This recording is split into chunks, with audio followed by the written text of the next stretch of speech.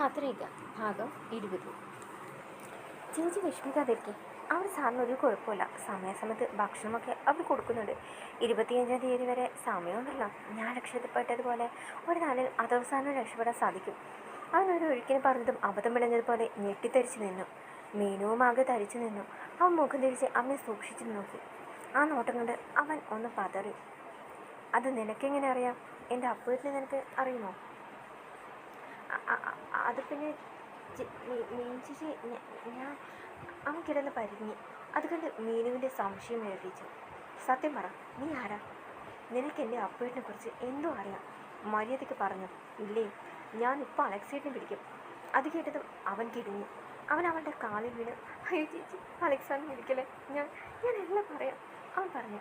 എന്നാ പറ, മീന് പറഞ്ഞു. അവളൊന്ന് ഉമനീരിറക്കി. മീന് അവൻ്റെ വാക്കുകൾക്കായി കാതോർത്തു. അത് സാറേ, എവിടെയുണ്ടെന്ന് എനിക്കറിയാം. ഞാൻ സാറിൻ്റെ അടുത്തു നിന്നാണ് വരുന്നത്. അത് കേട്ടതും അവളുടെ നെഞ്ചത്തൊടിച്ചു. അതിയായ സന്തോഷത്തോടെ അവൾ അവൻ്റെ അരികിലേക്ക് ഓടിച്ചെന്നു. നേരാണോ നീ പറയുന്നത്? എവിടെയാണ് എൻ്റെ അപ്പോയിട്ട്? എനിക്ക് കാണണമെങ്കിൽ അപ്പോയിട്ടില്ല. അവൻ പറയുന്നു. അത് മാത്രം എന്നോട് ചോദിക്കരുത്, എനിക്ക് പറയാൻ പറ്റില്ല. അത് കേട്ട് അവളുടെ പാവം മാറി. എന്തുകൊണ്ട് പറ്റില്ല? ചേച്ചി കരുതുന്ന പോലെ നിസ്സാരക്കാരല്ല അവർ. ഇത്രയും കാലം കൂടെ നിന്ന എന്നെ പോലും ഒരു തെയ്യമില്ലാതെ കൊല്ലാൻ നോക്കിയവരവർ. അപ്പോൾ അവരാണോ നിന്നെ? അതെ. അവൻ ഒരു മാത്രം നിർത്തി. പട്ടിണിയും ദാരിദ്ര്യം കടവ് നോക്കിക്കൊണ്ട് നിൽക്കക്കള്ളിയില്ലാതെ വന്നപ്പോൾ ഒരു ജോലിക്ക് വേണ്ടി അലഞ്ഞു. അവസാനം എത്തിപ്പെടുത്ത് ജാഫർ അലിയുടെ കൂട്ടത്തിലാണ്. സത്യം മനസ്സിലാക്കിയപ്പോൾ ഓടിപ്പോകാൻ നോക്കി, പക്ഷെ പറ്റിയില്ല. ആ ചുഴിയിൽ കിടന്ന് പിടയ്ക്കുകയായിരുന്നു ഞാൻ. ഒരു ദിവസം സാർ എന്നോട് പറഞ്ഞു, അവസരം കിട്ടിയ രക്ഷപ്പെടണം എന്ന്. ഒരവസരം വന്നപ്പോൾ ഞാൻ രക്ഷപ്പെട്ടു. എന്നെ കാവൽ നിർത്തിയ രാത്രി ആരും കാണാതെ ഒരു ബോട്ടിൽ ഞാൻ രക്ഷപ്പെട്ടു. പക്ഷേ സത്യം മനസ്സിലാക്കി അവർ എൻ്റെ പിന്നാലെ വന്ന് എന്നെ കൊല്ലാൻ നോക്കി. ഞാൻ മരിച്ചു കാണുമെന്ന വിശ്വാസത്തിലാണ് അവർ പോയത്. ജീവിച്ചിരിക്കുന്ന കാര്യം അറിഞ്ഞാൽ അവർ വീണ്ടും വരും, എന്നെ വെട്ടി നുറുക്കും അവർ. അവൻ ഭീതിയോട് പറഞ്ഞു. ദയവ് ചെയ്ത് ഇനി എന്നെ ഇതിലേക്ക് വലിച്ചിരിക്കരുത്. ജാഫറിൻ്റെ കൂട്ടത്തിൽ ഒരാളാണ് ഞാനെന്ന് അറിഞ്ഞ പിന്നെ എനിക്കൊരു ജീവിതം ഉണ്ടാവില്ല. കുറ്റവാളിയായ എൻ്റെ ഉമ്മയെ എല്ലാവരും കൂടി കല്ലെറിയും. കെട്ടുപ്രായമായ 2 പെങ്ങന്മാരുണ്ട് എനിക്ക്. അവർ സമൂഹം കടിച്ചു കീറും. അറിയാതെ ചെന്ന് പെട്ടത് ഞാൻ. അതിൻ്റെ പേരിൽ എൻ്റെ കുടുംബമില്ലാതായ പിന്നെ ഓർമ്മ വെച്ച് കാണുമ്പോൾ കഷ്ടപ്പാട് ദുരിതവുമേ ഉണ്ടായിട്ടുള്ളൂ. ഇനി ഞാൻ കാരണം അവർ മരിക്കേണ്ടി വന്നാൽ അവരവളുടെ മുന്നിൽ മുട്ടുകുത്തി കൈകൂപ്പി. ചേച്ചിയുടെ കാല് ഞാൻ പിടിക്കാം, ദയവ് ചെയ്ത് എന്നെ രക്ഷിക്കണം. അറിഞ്ഞുകൊണ്ട് ഇന്നേ വരെ ആരെയും വേദനിപ്പിച്ചിട്ടല്ല ഞാൻ. ദൈവത്തിന് നിരക്കാത്ത കാര്യങ്ങൾ ചെയ്യുമ്പോഴും ഉള്ളുകൊണ്ട് 1000 വട്ടം സ്വയം ശപിച്ചിട്ടേ ഉള്ളൂ. ചേച്ചി തിരികെ തന്ന ജീവനായത്. ഇത് ചേച്ചിയായിട്ട് തന്നെ എടുക്കരുത്. ചേച്ചിയുടെ കാല് ഞാൻ പിടിക്കാം. അതും പറഞ്ഞ് അവൻ കാലിലേക്ക് വീണതും അവൾ പിന്നോട്ട് മാറി. എന്താ വന്നിട്ടിത്? എഴുന്നേൽക്ക്. അവൾ അവനെ പിടിച്ചെഴുന്നേൽപ്പിച്ചു. നീ പറഞ്ഞതൊക്കെ ഞാൻ കേട്ടു. എന്ത് കാര്യത്തിലും ഞാൻ വിട്ടുവീഴ്ച ചെയ്യും. പക്ഷേ അപ്പോൾ എൻ്റെ കാര്യത്തിൽ മാത്രം ഒരു വിട്ടുവീഴ്ചയ്ക്കും ഞാൻ തയ്യാറല്ല. അതെൻ്റെ സ്വാർത്ഥതയായിരിക്കും. പക്ഷേ അത് കാണാതിരിക്കാൻ എനിക്കാവില്ല. അത് കാണിക്കാതിരിക്കാൻ എനിക്കാവില്ല. അതിനു മുമ്പിൽ ഒരു ന്യായീകരണവും ഞാൻ ചെവിക്കൊള്ളില്ല. അവൾ തറപ്പിച്ച് പറഞ്ഞു. ചേച്ചി. നെഞ്ചി പൊട്ടുന്ന വേദനയോടെ അവൻ വിളിച്ചു. പിന്നെ കരഞ്ഞുകൊണ്ട് കടൽത്തീരത്തിരുന്നു. കരച്ചിലടക്കി കടലിലേക്ക് നോക്കി മീന് കുറേ സമയം നിന്നു. പെട്ടെന്ന് അവളുടെ കാതിൽ അപ്പുവിൻ്റെ സ്വരം മുഴങ്ങി. അവൾ അത്ഭുതത്തോടെ നോക്കി. കടലോരത്ത് നിൽക്കുന്ന അഥർവിനെ കണ്ട് അവൾ അമ്പരന്നു. അപ്പോഴാ അവൾ സന്തോഷത്തോടെ വിളിച്ചു. അവൻ കൈയുയർത്തി അവളെ തടഞ്ഞു. അവൾ അവിടെ തന്നെ നിന്നു. മീനു, നീ ഇത് സ്വാർത്ഥയാണ്. ഒരു പാവത്തിൻ്റെ നെഞ്ചു പൊട്ടിയുള്ള വിലാപം നീ കേൾക്കുന്നില്ലേ? എന്നിട്ട് നീ അവിടെ നേരെ മുഖം തിരിക്കുകയാണോ? അവൻ തെറ്റുകാരനല്ലേ? അല്ല, അവൻ അറിയാതെ ചെന്നു വിട്ടുപോയതാണ്. അതിൽ നിന്ന് രക്ഷപ്പെടാൻ അവനാകുമായിരുന്നില്ല. അതിനുള്ള ശക്തിയോ ധൈര്യമോ അവനില്ലായിരുന്നു. അറിഞ്ഞുകൊണ്ട് ചെയ്യുന്ന തെറ്റുകളാണ് കുറ്റങ്ങൾ. അറിയാതെ ചെയ്തു പോകുന്നവ അബദ്ധങ്ങളാണ്. ശത്രുവിന് പോലും ക്ഷമിക്കാനുള്ള മനസ്സ് കാണിക്കണം. തെറ്റുക പറ്റുക മാനുഷിക, അത് ക്ഷമിക്കുക എന്നത് ദൈവികമാണ്. പാവമാണ് അവൻ. ഇന്ന് എനിക്ക് വേണ്ടി ഈ സ്വാർത്ഥത കാട്ടിൽ നഷ്ടമാകുന്നത് 4 ജീവനാണ്. ഒരു കുടുംബം തകർത്ത് ആ ശാപം പേറി ഞാൻ രക്ഷപ്പെട്ടിട്ട് എന്ത് കാര്യം? വേണ്ടുമെന്നും അനുവൃത്തി വിട്ടിക്കും. അത് പറഞ്ഞ് അപ്പം മറന്നു. അവൾ അമ്പരപ്പോട് ചുറ്റും നോക്കി. പിന്നെ തിരിഞ്ഞ് അമീറിനെ നോക്കി. അവനൊരു മരപ്പാവ കണക്ക് ഇരിക്കുകയാണ്. അത് കണ്ട് അവൾക്ക് സങ്കടം വന്നു. പാവം, അപ്പുവിനേക്കാൾ ചെറിയവനാണ്. ഈ കാലം വരെ നല്ലതൊന്നും ഉണ്ടായിട്ടുള്ള ജീവിതത്തിൽ. ഇനി താൻ കൂടിയും വേണ്ട. അവൾ കണ്ണു തുടച്ച് അവൻ്റെ അരികിലേക്ക് ചെന്നു. അമീർ, അവൻ മുഖമുയർത്തി അവളെ നോക്കി. നീ ഭയപ്പെടേണ്ട. ഞാനൊരിക്കലും നിന്നെ വിട്ടുകൊടുക്കില്ല. നീ ആരാണെന്ന് ആരോടും പറയുകയുമില്ല. അത് കേട്ടതും അവൻ്റെ മുഖം വിടുന്നു. പക്ഷേ ഒരു കാര്യം നീ എനിക്ക് വേണ്ടി ചെയ്യണം. എന്തു എന്ന ഭാവത്തിൽ അവൻ അവളെ നോക്കി. അപ്പുവിനുള്ളിടത്തേക്ക് എന്നെ കൊണ്ടുപോകണം. എനിക്ക് എൻ്റെ അപ്പുവിനെ കാണണം. അവൻ ഞെട്ടി.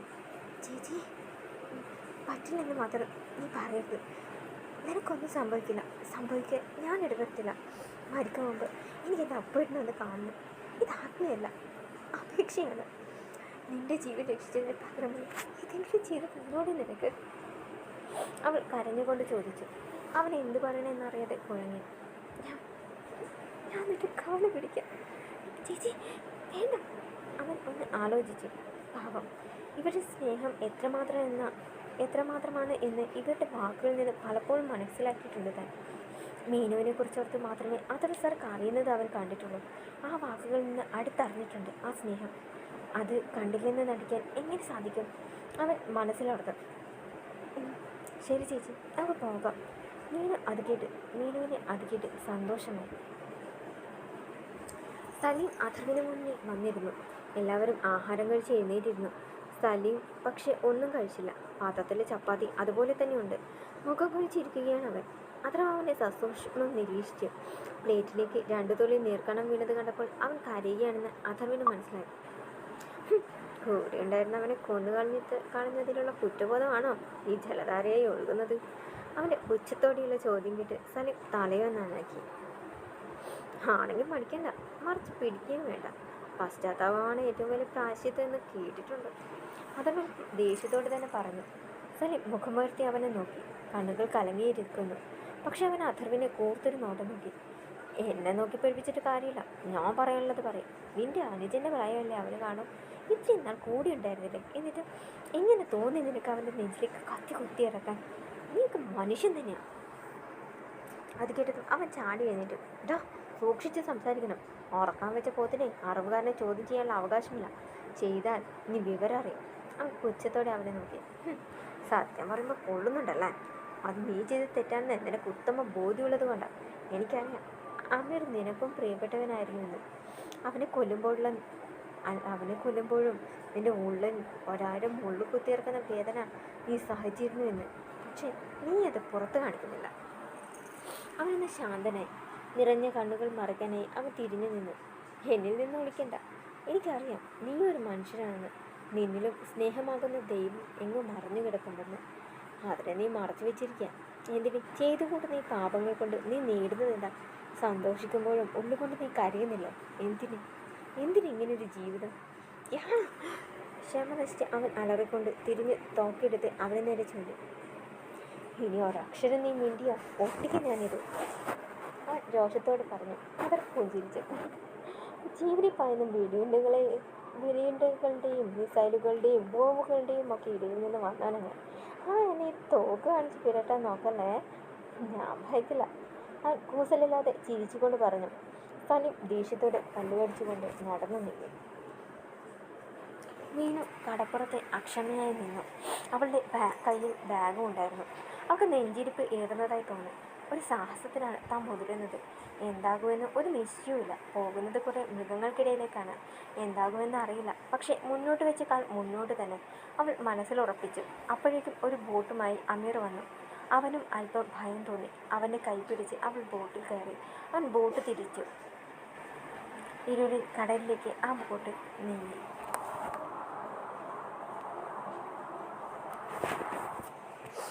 അലി സലീമിനെ തൻ്റെ അരികിലേക്ക് വിളിച്ചു. അവൻ മുഖം കുഴിച്ച് അയാളുടെ മുന്നിൽ ചെന്ന് നിന്ന് അയാൾ അവനെ സൂക്ഷിച്ചു നോക്കി. എന്തു പറ്റി നിനക്ക്? എൻ്റെ മുന്നിലെതിരെ മുഖം കുഴിച്ച് നിൽക്കുന്നത്? അവനൊന്നും മിണ്ടിയില്ല. കുറ്റബോധമാണ് നിനക്ക്? ആണെങ്കിൽ അത് വേണ്ട. നീ ആരാണെന്ന് നിനക്ക് നല്ല ബോധ്യമുണ്ടല്ലോ. സ്നേഹം, ദയ, കാരുണ്യം, ഈ മാനുഷിക മൂല്യങ്ങളൊന്നും നമുക്ക് ചേർന്നവയല്ല. ഏത് നിമിഷവും കൊല്ലാനും ചാവാനും തയ്യാറായി വേണം നമ്മൾ ജീവിക്കാൻ. വികാരങ്ങൾക്ക് അടിമപ്പെട്ടാൽ നമ്മുടെ ലക്ഷ്യം നമുക്കൊരിക്കലും നേടിയെടുക്കാനാവില്ല. അതുകൊണ്ട് എല്ലാം മറക്ക്, എന്നിട്ട് പോ. നീയാണ് എന്നെ കാവൽ നൽകേണ്ടത്, അയാൾ ആജ്ഞാസ്വരത്തിൽ പറഞ്ഞു. അവൻ വിഷമം അടക്കി തലയുയർത്തി. ജീസ. അതും പറഞ്ഞ് അവൻ തിരിഞ്ഞു നടന്നു. അലി അവനെ തന്നെ നോക്കി. ഒരിടത്തെത്തിയത് ബോട്ട് നിന്നു. മീനു അമീറിനെ നോക്കി. അവൻ ഭീതിയോടെ ദൂരേക്ക് എവിടെയോ നോക്കുന്നത് കണ്ട് അവൾ എഴുന്നേറ്റു. എന്താ അമീർ? അതാ അവിടെ അവരുടെ താവളം, അവൻ ഭീതിയോടെ കിതച്ചുകൊണ്ട് പറഞ്ഞു. അവളുടെ കണ്ണുകൾ വിടർന്നു. അവൾ നോക്കി. കുറെ അകലെ ഒരു കൊച്ചു ദ്വീപ്. അവൾക്ക് എന്തെന്നില്ലാത്ത സന്തോഷം തോന്നി. അവസാനം ഇതാ താൻ എത്തിയിരിക്കുന്നു തൻ്റെ അപ്പൂരിൻ്റെ അരികിലേക്ക്. സന്തോഷം കൊണ്ട് അവളുടെ കണ്ണുകൾ നിറഞ്ഞു. ഇനിയും അടുത്തു പോകാൻ വയ്യ, കാവലുണ്ടാകും രാത്രി, അവൻ പറഞ്ഞു. അവൾ ചിരിച്ചുകൊണ്ട് അവനെ നോക്കി. ഒത്തിരി നന്ദി അമ്മ, മറക്കല്ലേ സഹായം, ഒരിക്കലും ഞാൻ, അവൾ പറഞ്ഞു. അവൻ അമ്പരപ്പോടെ അവളെ നോക്കി. ചേച്ചി എന്താ ഉദ്ദേശിക്കുന്നത്? അവൾ ചിരിച്ചു. എൻ്റെ ഉദ്ദേശം എന്തും ആയിക്കൊള്ളട്ടെ, നീ ഭയക്കണ്ട, സമാധാനത്തോടെ നീ മടങ്ങിപ്പോയിക്കോളൂ. അവൻ ഞെട്ടി. അപ്പോൾ ചേച്ചി? അവൾ ദ്വീപിലേക്ക് നോക്കി. എൻ്റെ അപ്പൂരിന് എവിടെയോ അവിടെയാണ് ഞാൻ. ഈ ഉപകാരം മറക്കില്ല ഞാൻ ഒരിക്കലും.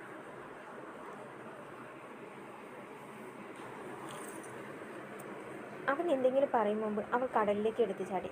അതുകൊണ്ട് അവൻ അമ്പരന്ന് ചേച്ചി അവൻ ഉറക്കെ വിളിച്ചു. പക്ഷെ അതിനൊരു മറുപടിയും ഉണ്ടായില്ല. ഇല്ല, ഇനി അവൾ മടങ്ങി വരില്ല. തൻ്റെ പ്രിയതമനെ വിട്ട് അവൾ ഒരിക്കലും വരില്ല. കാരുണ്യവാനായ തമ്പുരാനെ, ഇവരുടെ സ്നേഹം നീ കണ്ടില്ലെന്ന് നടിക്കരുത്, അവൻ ദൈവത്തോട് പ്രാർത്ഥിച്ചു.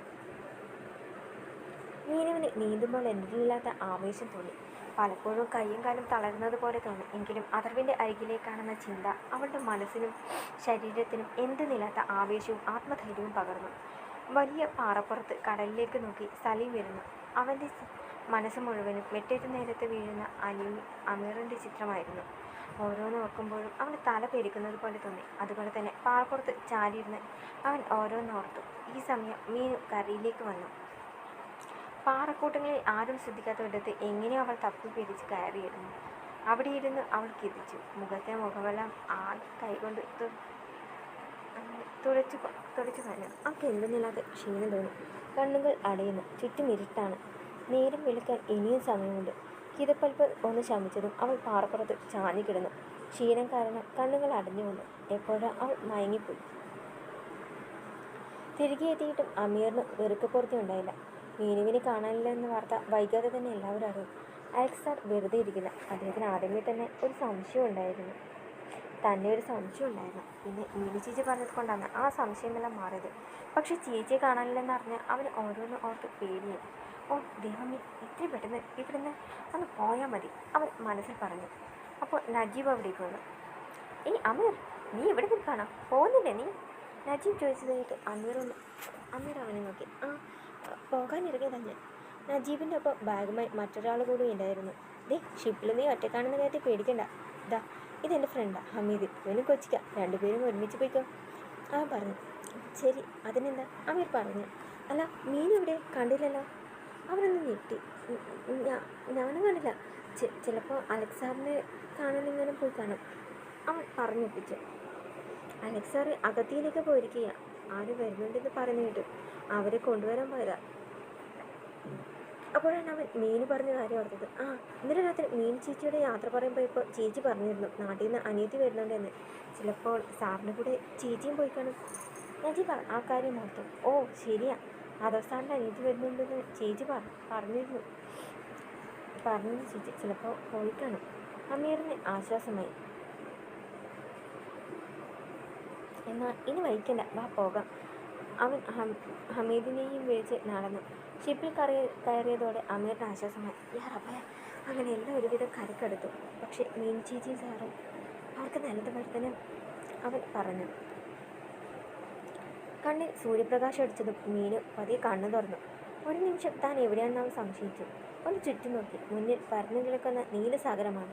അവൾ മുകളിലേക്ക് നോക്കി. നല്ല ഉയരമുള്ള ഒരു പാറക്കൂട്ടത്തിന് താഴെ ഒരു കൊച്ചു പാറയിൽ കിടക്കുകയാണ് താൻ. ഒരു നിമിഷം താൻ എവിടെയാണെന്ന് അവൾക്ക് ഓർമ്മ കിട്ടില്ല. അവൾ ഒരു നിമിഷം കണ്ണുകൾ ഇറുക്കി അടച്ച് തല കുലുക്കി. ഇന്നലെ രാത്രി ഉണ്ടായതൊക്കെ അവൾക്ക് ഓർമ്മ വന്നു. തൻ്റെ അബ്ബുവിനുള്ള സ്ഥലം. അവൾ ആവേശത്തോടെ ചാടി എഴുന്നേറ്റ് ഓടാനൊരുക്കിയത് പെട്ടെന്ന് എന്തോ ഓർത്തതുപോലെ നിന്നു. ഇത് തൻ്റെ നാടല്ല, തീവ്രവാദികളുടെ കേന്ദ്രമാണ്. സൂക്ഷിച്ച് മാത്രമേ മുന്നോട്ട് പോകാൻ പാടുള്ളൂ.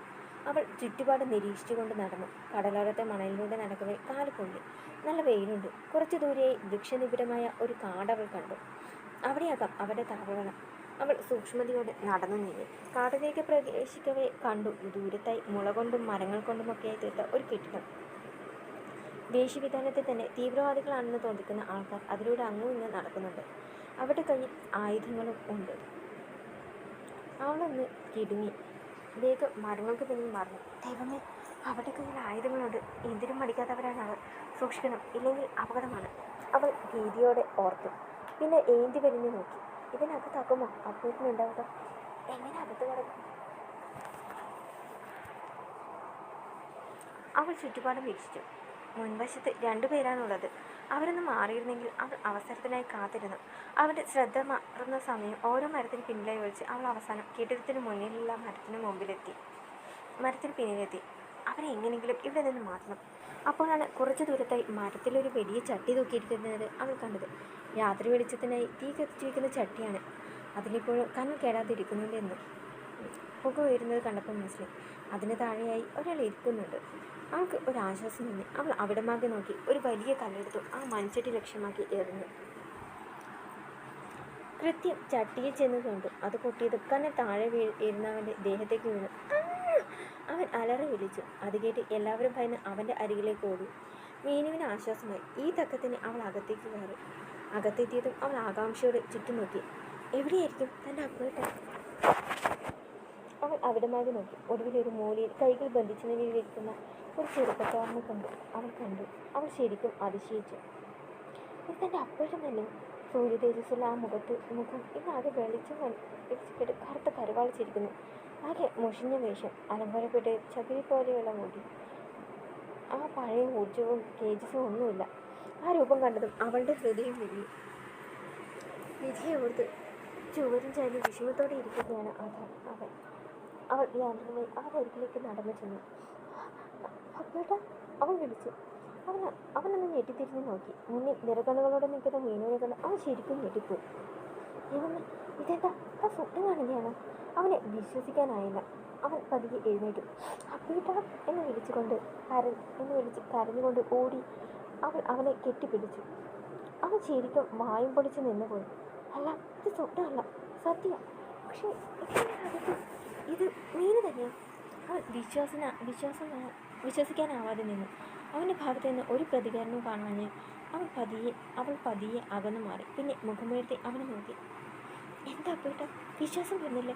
ഞാൻ മീനോ? അപ്പേട്ടന് മീനു. അവൻ അവളെ അടിമുടി നോക്കി. മീനോ, നീ ഇവിടെ? എൻ്റെ അപ്പേട്ടന് എവിടെയുണ്ടോ അവിടെയുണ്ട് ഞാൻ, അവൾ പറഞ്ഞു. അവൾ അവൻ്റെ കവിളിൽ കൈത്താനം വെച്ചു. അപ്പേട്ട, ഞാൻ എന്തുമാത്രം പേടിച്ചെന്നോ? അവരൊരുപാട് ഉപദ്രവിച്ചില്ലേ? അവൾ കരഞ്ഞുകൊണ്ട് ചോദിച്ചു. അവൻ എന്നാലും കണ്ണുകളെ വിശ്വസിക്കാനായില്ല. എന്താ അപ്പേട്ടനിപ്പോഴും വിശ്വാസമായില്ലേ? പേടിക്കേണ്ട, പ്രേതബോധമൊന്നുമല്ല, ഇത് ഞാൻ തന്നെയാണ് അപ്പേട്ട. അവൾ അവൻ്റെ കയ്യിലേക്ക് നോക്കി. ആ കെട്ടുകൾ വലിച്ചു. അവൻ അവൻ്റെ കവിളിൽ പിടിച്ചു. മീനു, നീ തന്നെയാണ് ഇത്? എനിക്ക് വിശ്വസിക്കാമോ? ഇത് സ്വപ്നമല്ല, സത്യമല്ലേ? അവൻ അതേ ആഹ്ലാദത്തോട് ചോദിച്ചു. അവൾ അതേ എന്ന് തലകുലുക്കി. അതെ, അവസാനം ഞാൻ കണ്ടെത്തി. എൻ്റെ അപ്പേട്ടനെ ഞാൻ കണ്ടുപിടിച്ചു. കരച്ചിലും ചിരിയും ഇടകലർത്തി അവൾ പറഞ്ഞു. അവൻ സന്തോഷത്തോടെ അവളെ കെട്ടിപ്പണഞ്ഞു. ദൈവമേ, ഈ സ്വപ്നമെങ്കിൽ ഇതിൽ നിന്ന് എന്നെ ഉണർത്തരുതേ. അവൻ മനസ്സുകൊണ്ട് ചെയ്യണം. പെട്ടെന്ന് എന്തോ ഓർത്ത പോലെ അവൻ ഞെട്ടി അവളെ പിടിച്ചുയർത്തി. നീ എങ്ങനെ ഇവിടെ വന്നു? അമീർ, അവനാണ് പറഞ്ഞത്. അത്ര ഞെട്ടി.